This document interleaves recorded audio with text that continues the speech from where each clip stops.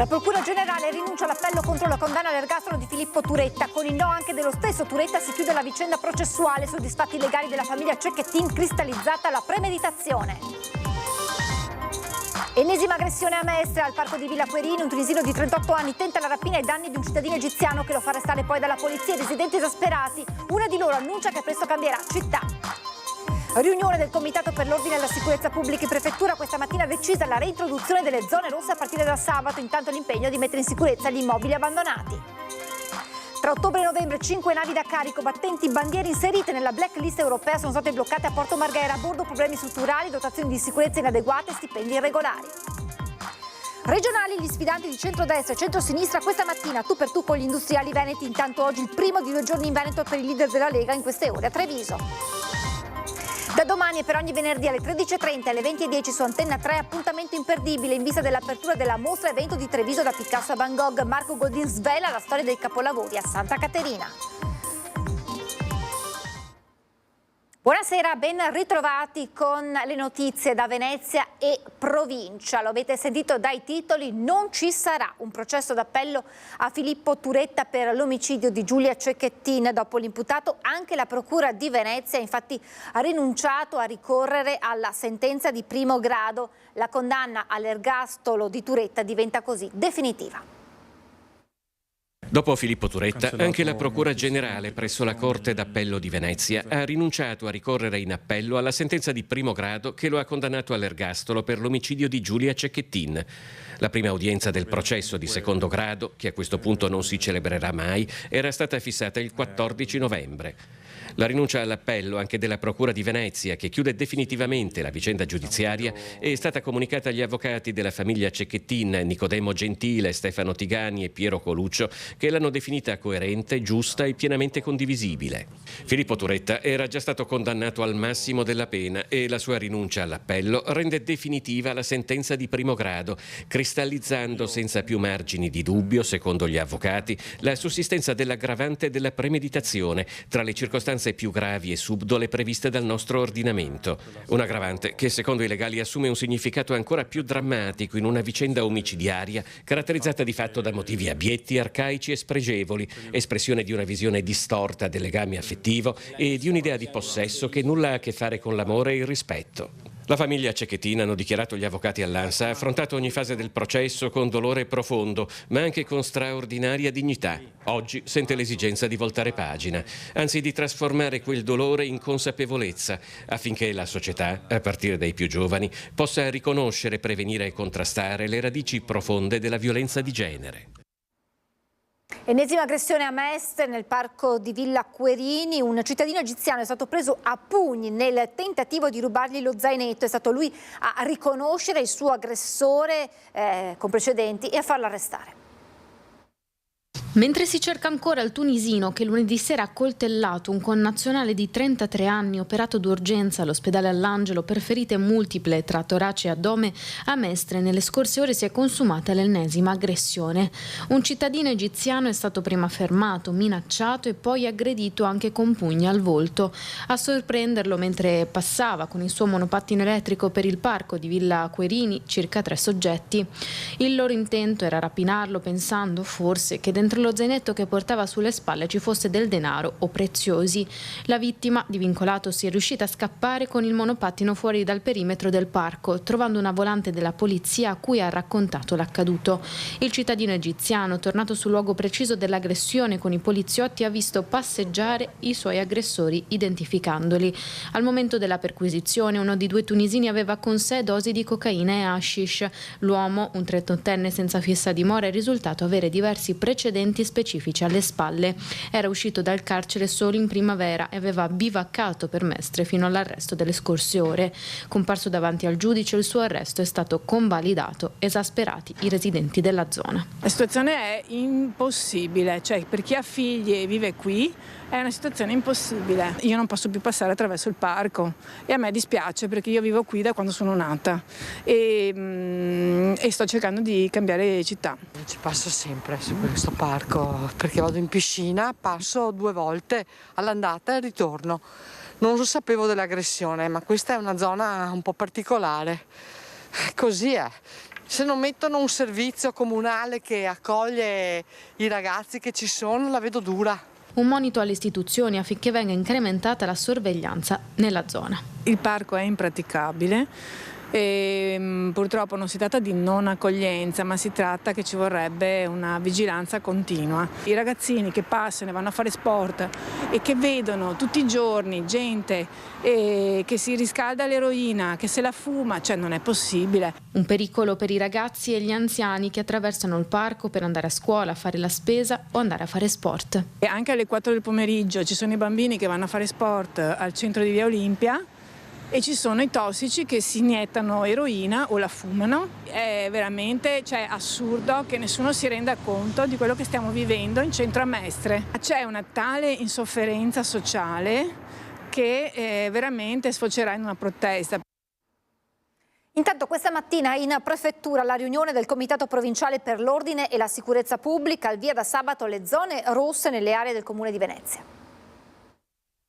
Riunione del Comitato Provinciale per l'Ordine e la Sicurezza Pubblica, presieduta dal prefetto Darco Pellos, alla presenza di tutte le autorità.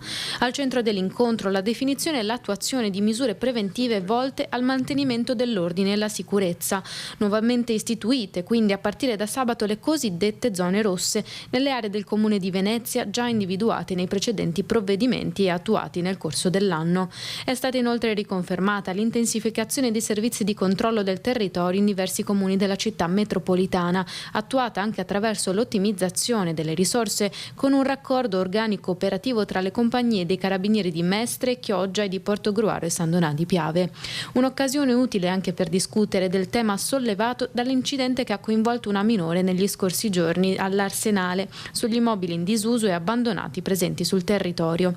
Il prefetto ha evidenziato la necessità di una costante attenzione verso questa problematica anche con interventi in via sostitutiva da parte delle amministrazioni competenti in caso di inadempimento dei proprietari alle ordinanze di messa in sicurezza.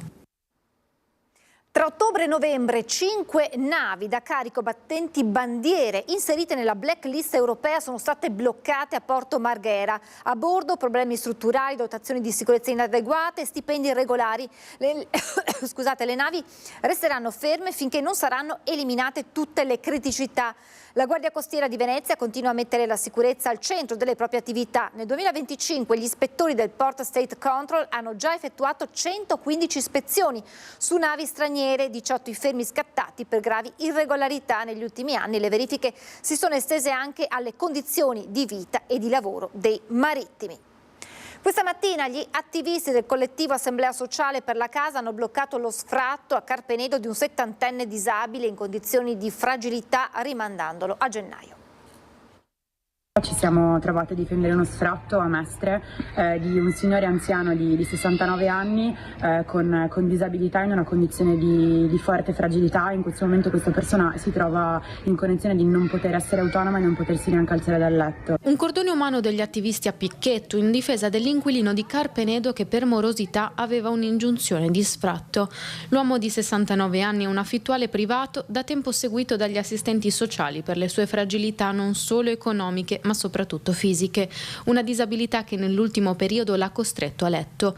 Lo sfratto ad opera delle forze dell'ordine è stato bloccato dagli attivisti. In assenza dei servizi sociali e soprattutto in assenza di una soluzione alternativa. È una persona che ha fatto richiesta per l'ultimo bando di social housing e ha diritto per il suo reddito sia a avere accesso ai bandi ERP che a quelli di social housing. Nonostante questo sono arrivati alla sua porta per sfrattarlo, che disposti anche, a detta loro, a chiamare l'ambulanza per portarlo fuori di casa. Gli attivisti di Assemblea Sociale per la Casa che con questa azione ribadiscono il loro impegno sul tema dell'abitare. Le case pubbliche non sono a disposizione, sono chiuse, i bandi sono sempre in ritardo e non sono sufficienti a soddisfare il fabbisogno delle persone che avrebbero diritto, avrebbero bisogno di una casa. Gli affitti privati sono inarrivabili, è impossibile potersi permettere di vivere in questa città. Continuiamo a rivederci, continuiamo a contestare questa situazione, il diritto alla casa non si tocca. Doppia manifestazione per il rinnovo del contratto nazionale di lavoro a Mestre davanti alla sede dell'ULSS tra i lavoratori del comparto sanità, a Venezia i farmacisti del settore privato. Rinnoviamo il nostro disaccordo su questo contratto nazionale, toglie valorizzazione e toglie soldi dalle tasche dei lavoratori, è un rinnovo indecoroso che non valorizza per nulla la professione che tutti i giorni noi svolgiamo. C'è il rinnovo contrattuale del comparto sanità che coinvolge infermieri, tecnici, amministrativi e personale sanitario non medico al centro del flash mob organizzato da CGIL e UIL davanti alla sede dell'Ulstra Serenissima di via Don Tosatto. Una protesta che si arricchisce però anche di una tematica locale. Durante l'incontro con l'ASL 3 siamo stati cacciati fuori dal tavolo aziendale, cacciati fuori per una diffida della CISL sostenuta dalle organizzazioni sindacali Nursind e Nursing Up perché non abbiamo firmato il contratto nazionale, ma ieri non si discuteva di questioni legate al contratto nazionale. Ieri si sarebbe dovuto chiudere un accordo importantissimo per i lavoratori dell'ULSS che riguardava la distribuzione delle risorse della legge regionale 26 del 2024. Io sono infermiera in rianimazione a Venezia, mi chiamo Giada, siamo sotto organico come penso tutta l'ULSS, sia a Venezia che su tutta l'ULSS. Questo comporta che dobbiate fare anche il lavoro di 2 persone. Come tanti colleghi mi dicono, essere spostati anche da altri reparti, da un reparto all'altro per la carenza di personale. E come lo vedi il suo futuro? Vorrebbe cambiare lavoro? Io non vorrei cambiare lavoro perché è il lavoro che ho scelto, è il lavoro che mi piace, vorrei però essere valorizzata. Da Mestre a Venezia, farmaciste e farmacisti veneti del settore privato hanno incrociato le braccia per l'intero turno di lavoro a sostegno del rinnovo del contratto collettivo nazionale di lavoro scaduto il 31 agosto 2024 con un presidio unitario in campo San Maurizio vicino alla prefettura. C'è una rivendicazione salariale rispetto a una proposta di Federfarma che è irricevibile, è metà di quanto abbiamo richiesto dei 360 euro lordi, propongono 180 euro lordi che rappresenta nemmeno il recupero del potere d'acquisto dei salari. Oggi purtroppo per anche i disservizi della sanità pubblica abbiamo visto aumentare le funzioni anche dei farmacisti che sono sempre e comunque un punto di riferimento. I candidati alla presidenza della regione del centrodestra e del centrosinistra, Alberto Stefani e Giovanni Manildo, hanno partecipato a Mestre ad un dibattito sul futuro economico del Veneto, molti temi sul tavolo. Attualmente siamo sostanzialmente alla piena occupazione, ma soprattutto mancano quelle risorse umane che abbiano una formazione di tipo tecnico. Secondo il presidente di Confindustria Veneto Raffaele Boscaini, la valorizzazione dei giovani attraverso un incontro mirato tra domanda e offerta di lavoro è una delle priorità della prossima giunta regionale. Più in generale, nell'Auditorium Cesare De Michelis dell'M9 di Mestre, l'Associazione degli Industriali ha sottoposto 22 strategie chiave per lo sviluppo della regione ai candidati presidente del centrodestra e del centrosinistra Alberto Stefani e Giovanni Manildo. Le imprese stanno soffrendo. Parlo di burocrazia, parlo del tema delle infrastrutture, parlo del tema di politiche abitative e parlo del tema energia, anche se non è di competenza regionale, noi vogliamo sottolineare l'importanza di affrontare questa tematica. Alberto Stefani, candidato presidente del centrodestra, ha proposto tra i primi provvedimenti un tavolo anti-sburocratizzazione e non solo. Garantire l'attrattività delle imprese, garantire la possibilità per i più giovani di rimanere all'interno di questo territorio. Noi abbiamo lanciato l'iniziativa Ecosistema 2530 per permettere dottorati industriali, una forte sinergia con il mondo dell'università e dall'altra parte anche una forte attenzione alla formazione tecnica e professionale. Giovanni Manildo, candidato presidente del centrosinistra, propone un cambiamento di sistema. È necessario fare un nuovo patto per uno sviluppo del Veneto che parte dalle infrastrutture ma che guardi anche a quali possono essere le capacità di sviluppo, perché abbiamo un indice di produttività al di sotto della media nazionale, perdiamo molti giovani, dobbiamo attrarre investimenti. Per questo ho proposto l'idea di fare prima della fine della campagna elettorale un momento fondativo di ripensare lo sviluppo economico in Veneto. Il Veneto è una regione in crisi o una regione che rischia la crisi?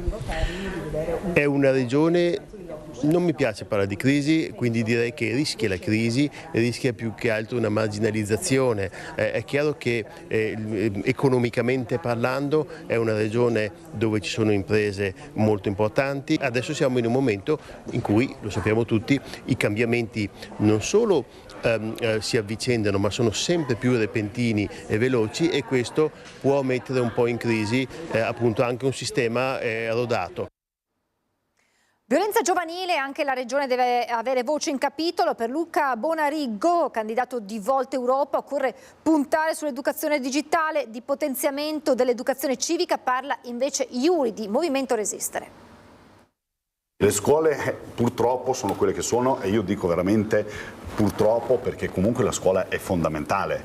Dopodiché però anche i social devono essere gestite meglio. Non può Facebook e Instagram fare o far vedere quello che fanno vedere, perché purtroppo diamo ragione dopo a questi ragazzi appunto che vanno e si preparano con i telefonini a filmare ciò che fanno, ma siamo proprio arrivati al limite, cioè tu non puoi andare a filmare mentre comunque con un 14enne, come abbiamo detto prima, viene pestato o comunque gli viene fatto tutto ciò che viene fatto, cioè non è possibile, i social vanno gestiti, comunque bisogna dopo agire e non ha importanza se sono minorenni o maggiorenni, vanno affrontati per quello che sono e per quello che hanno fatto. Questi avvenimenti sono sempre successi, la differenza è che una volta non si sapevano, non si filmavano, non venivano esposti come vengono esposti i ragazzi, che vivono una dimensione molto diversa da quella che vivevano una volta. Il collegamento via internet, il fatto che la vita sia sempre portata in diretta e che ci siano esempi di questa cosa sui social, è palese, cioè loro ripetono quello che vedono. Se i genitori poi fanno la stessa cosa, non possiamo pretendere che i figli facciano cose diverse. Purtroppo è un lavoro che deve essere fatto sui territori, nelle scuole e deve essere fatto anche con i genitori. L'associazione Albergatori ha eletto il suo nuovo presidente. È Antonio Vianello, 59 anni, il nuovo presidente dell'Associazione Veneziana Albergatori, associazione traino dell'economia in laguna. Con i suoi circa 450 soci, Vianello è amministratore unico dell'Hotel Villa Mavappa al Lido di Venezia ed ha esperienza collaudata nel catering e nell'ospitalità alberghiera. Un'elezione importante da condividere dunque con gli effetti più cari, anche perché è stato un plebiscito di colleghi a volerlo alla guida dell'associazione. Ecco la sua prima intervista ai nostri microfoni. Mi sento carico di questa responsabilità. Venezia è una città importantissima a livello turistico, per cui ci sono grandi aspettative sia da parte dei colleghi che dalle istituzioni generali. È una categoria trainante della città, un turismo fondamentale per il centro storico, ma non soltanto, per le isole, ma anche per Mestre. E i mandati sono quelli di seguire tutte quante quelle difficoltà che sta vivendo la città, di essere di supporto alle istituzioni e poi di mettere l'associazione nelle condizioni di lavorare al meglio, perché offre dei grandi servizi alla nostra categoria, e aumentare anche la rappresentatività finché sarà possibile. Tanti dossier aperti da affrontare nell'interesse della città, dalle affittanze brevi, che per Vianello sono un aspetto tutt'altro che da denigrare, al contributo d'accesso, misura che ha trovato l'associazione pronta a sostenere l'amministrazione comunale nell'inserimento, ma l'appello e invito di Vianello è sempre quello di una massima partecipazione per il bene della città. Ci sarà un consiglio con tutte le categorie presentate, dai 5 stelle fino a 1 stella, poi la rappresentatività della rappresentanza del Lido, la rappresentanza di Mestre e Cavallino, che fa parte dell'associazione. L'associazione veneziana arriva fino quasi ad Olo, per cui diciamo un'ampia rappresentanza di tutto il territorio veneziano.